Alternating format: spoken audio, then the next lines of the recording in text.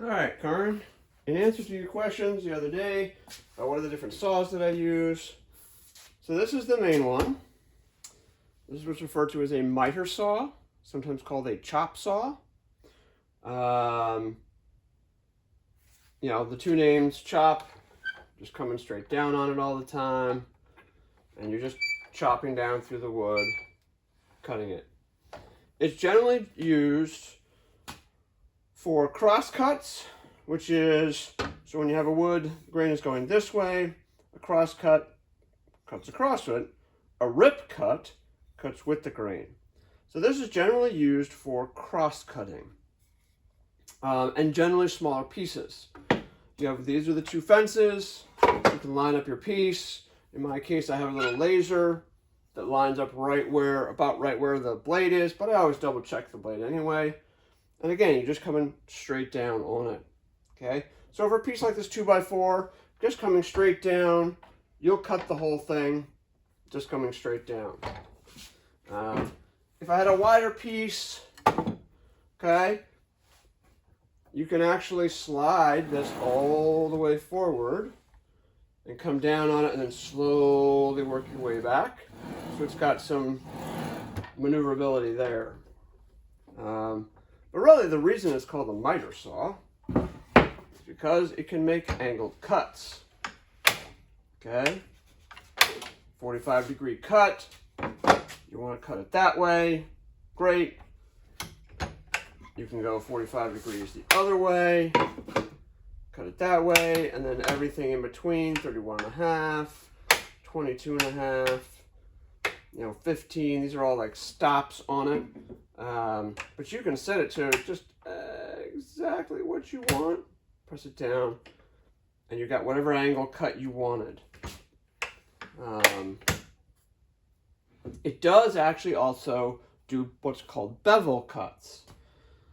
So instead of coming straight down, you can actually turn this, and I'm not going to at the moment just because I've been playing around to get this blade to cut straight down. And the gauge on the back here doesn't line up exactly when it's at 0, that it's exactly vertical. Anyway, so what'll happen is I can tilt this whole thing to one side and it can come down on a cut this way. So if you wanted to cut, an angle this way on your board, you can tip it to that angle and slice down on it.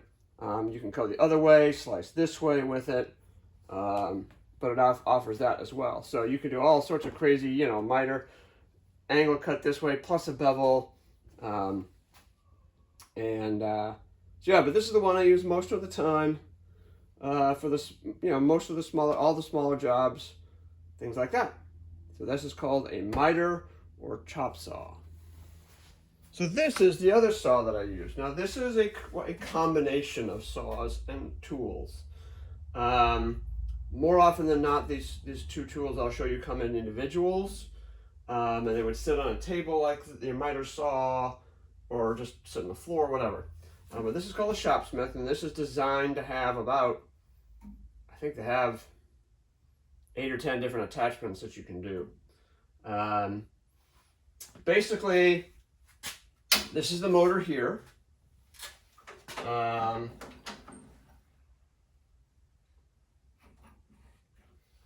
this motor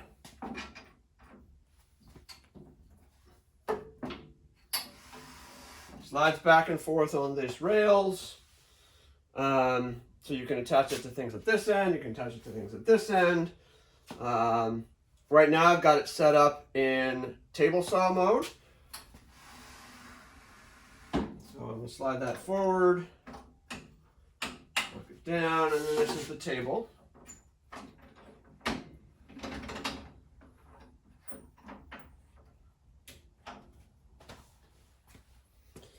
So in this case, slide you in on the table saw. A table saw is usually for, a lot of times it's for rip cuts. It's when you want to cut long pieces, usually with the grain. Sometimes it's cross-cut, but usually much longer pieces, things that don't fit inside your miter saw, which is about 10 inches. So you have a blade, you have what's called a fence, and you have the table. And in most table saws, the table doesn't move. The table is solid. And you actually bring up and down the blade from inside the machine. And in most table saws, they're probably more the size of the table that's on the miter saw. So it's probably, you know, this wide, this long, super flat. And again, it's designed for much longer cuts, things you can't handle on a miter, and things that you want really precision, equal side cuts. As you saw me do, if I want, I think this is still set up as a 1/2 inch. You know, I set up the width from the inside of the blade teeth to the fence as a 1/2 inch. And then I can run long pieces all the way through and do the rip cuts. You know, as you saw me do with these pieces of cedar, you know, I was just pushing it all the way through, made a long cut. Because this size, this is 14 inches, the miter saw can only take a 10 inch. So, and the miter saw has a gap at the end here where the blade goes through.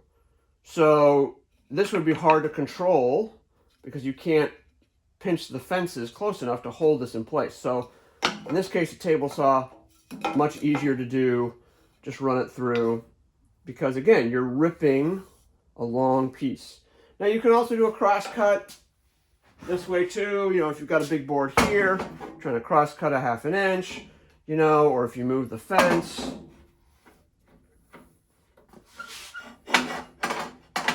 You know, way over here, you're trying to go do a 3-inch cut, cross cut. Again, you can do it, lines up right with the fence, keep the pressure to the fence, push it through. So, and then in this case, like for mine, like I said, and most table saws, it's an actual just table. And the blade moves up and down from inside the table. In this case, with this one, I actually raise or lower the table that it's sitting on. And ideally you want the blade to be about a 1/4 inch, maybe, above the level of the wood that you're cutting, so that the blade will protrude up out of the blade. You don't want a lot, because then that you run much more of a risk of catching yourself on it, but just enough to cut it off at that height. So, you know, so this would be way too big if I was trying to run this piece of board. But for this board, this is a 2x10, I think. This would be almost right. Maybe just a little tall, but almost right for that height. But again, it's a matter of, you know, being able to run long, do really long cuts, particularly on bigger boards. Now I'm fairly limited on the size cuts I can do. Again, most table saws, the table is, you know, a good 3 or 4 feet this way and 3 or 4 feet that way. So you can move this fence way over. You know, you can probably do cross cuts at 2 feet, 2.5 feet length. So you can cut big pieces of plywood because you've got a lot of support on it. But I can do some. This little thing over here can be raised and lowered to the height of this. So I can technically move my fence to this to get a little bit extra width. I can actually slide this, not only the motor, but I can slide this whole unit that way too in order if I needed a bigger piece. But the bigger it gets, the little more awkward it is to cut on this. So usually I max out somewhere about 6 or 8 inches of what I'm trying to do on this one. But this is the table saw. Next up is the band saw. And again, if I want to use it on this machine, I basically take the blade off, slide this machine all the way. There's a little attachment here, slide it all the way into this attachment, and then it will power the band saw. You why is it called a bandsaw? Because it has a big circular band for a saw blade.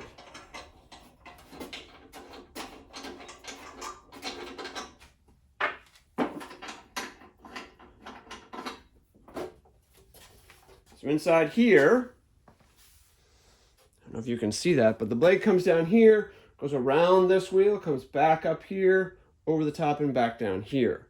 So it's one big band of a saw.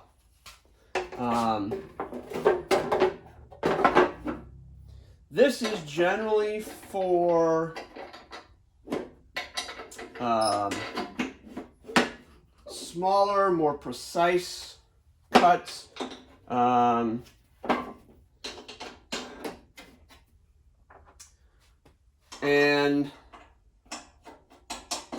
potentially for things that you need to curve too.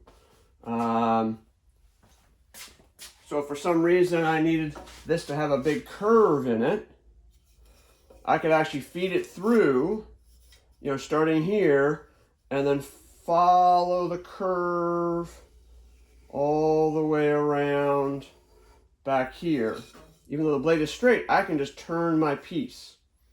And bandsaw blades come in different thicknesses and measured front to back. I think this is a 5/8 blade. And the thinner you get them, the more precise and tighter turns you can make. It's also a lot easier for, again, just small little cuts. If you're trying to nibble out just a little bit in the middle, hey, just run it in, and then kind of nibble it out there. You can cut it. So you can make little indent cuts, things like that. So this is the bandsaw. The big thing you need to know about a bandsaw, is basically this lever here. This basically supports the blade. The higher up it is, the more the blade will bend back and forth. Even as you cut, it will wobble back and forth. But the lower you make it, the less it bends. So you want it to be set. So if I was going to do this piece of wood, you'd want it to set it just a little bit taller than the height of the wood. That way the blade will stay as straight up and down as possible.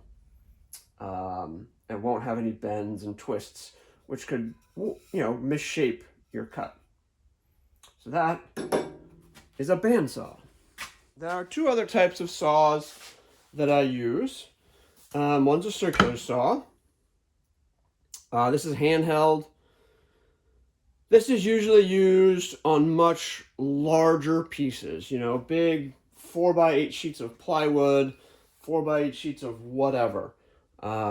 Things that really are not going to fit on a table saw really easily because it's just so big, particularly if you're cutting it in big chunks. So if you've got a 4x8 sheet, like for instance, this top. This top came in a 4x8 sheet, but I don't need that. I mean, it's like 54 inches by 48 or whatever. So basically, I laid it out, and this is the sort of thing that you would then use, the saw that you would use to cut this big chunk into slightly smaller, manageable chunks. And you'll see me use this on the next project that I'll do, that you'll see me do. So circular saw, this is a really old one. This is actually from Hap. I got it from him. I didn't have one. He had it in his shop when he moved out of his house. He wasn't ever going to need it again. It's pretty old, but I don't use it that often. I've replaced the blade to a much nicer blade, and it works fine. And then the final one that I do is a jigsaw. This is similar to a bandsaw. It's just handheld. And, it allows for, hey, just doing little cuts here and there, little nicks here and there.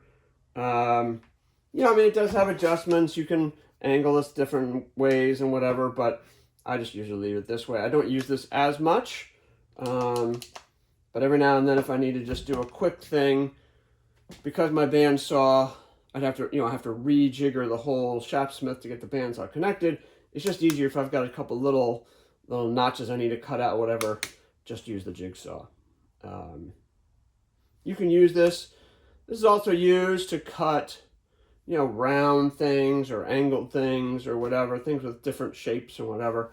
You can kind of work your way along it. And again, the thickness of the width of the blade, which is front to back, the thinner it is, the more precise your cuts, but the thinner it is, the more the blade will bend a little bit, so your cuts won't be straight up and down. Even this blade, which is probably a 3/8 maybe ½ inch thick front to back, even this, cutting down through the wood, as you turn it, it will sort of bend a little bit. So the top and bottom, instead of being at straight up in degrees 90, it'll have sort of an angled cut to it. So you got to be careful when you cut. But this is the other saw that I use. So hopefully that explains what those saws are, generally what they do. I'm in no way an expert on this stuff, but hopefully that helps.